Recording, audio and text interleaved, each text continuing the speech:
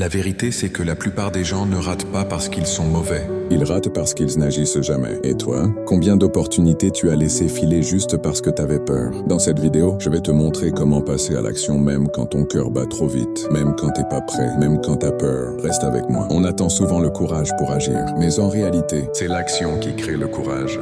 la peur, elle ne disparaît jamais complètement. Tu apprends juste à avancer avec elle. Si aujourd'hui tu repousses un projet, une décision, un rêve, ce n'est pas un manque de capacité, c'est un excès de scénario catastrophe dans ta tête. Et ça, on peut le contrôler. Dans les prochaines minutes, je vais te partager des techniques simples, concrètes, que tu peux appliquer aujourd'hui pour arrêter de laisser la peur te voler ta vie. Technique 1. Donne un nom à ta peur. Tu peux pas combattre quelque chose que tu ne définis pas. Au lieu de dire j'ai peur, demande-toi de quoi exactement? Échouer, être jugé, perdre du temps? Quand tu identifies la peur, elle devient moins floue, moins géante, elle devient gérable. Technique 2. Découpe l'action en micro-étapes. Le cerveau déteste les gros objectifs parce qu'ils paraissent dangereux. Alors on va l'arnaquer. Découpe ton action en mini-pas tellement petits qu'ils ne font plus peur. Tu veux lancer un business? Ne pense pas tout le business. Pense juste à écrire une page d'idées aujourd'hui. C'est tout. Le succès, c'est une accumulation de petits pas un sprint. Technique 3. La règle des 10 secondes. Tu as 10 secondes après une idée pour agir. Si tu dépasses 10 secondes, la peur reprend le contrôle. Tu veux envoyer ce CV? Compte 3, 2, 1 et clique. Tu veux sortir courir? 3, 2, 1, mets tes chaussures. La seule façon de casser la peur, c'est l'action immédiate. Technique 4. Reprogramme ton cerveau avec la preuve. Ton cerveau n'a confiance en toi que si tu lui montres que tu peux agir. Chaque petite action, même minuscule, devient une preuve. J'ai peur, mais j'avance quand même. Plus t'accumules ces preuves, plus la peur perd de la force. Technique 5. Fais de la peur un indicateur. La peur ne veut pas dire arrête-toi. Souvent, elle veut dire tu es sur le bon chemin. Plus un objectif t'effraie, plus il peut te transformer. Les personnes qui réussissent ne sont pas celles qui n'ont pas peur, ce sont celles qui marchent avec la peur. Technique 6, visualise la version de toi qui l'a déjà fait. Pose-toi juste 20 secondes. Imagine la version de toi qui a déjà agi, qui a déjà réussi. Ton cerveau ne fait pas la différence entre une visualisation et la réalité. Donc il commence à croire que c'est possible, et quand il croit, il agit. Technique 7, entoure-toi de mouvements. Entoure-toi de gens qui bougent, de contenus qui motivent,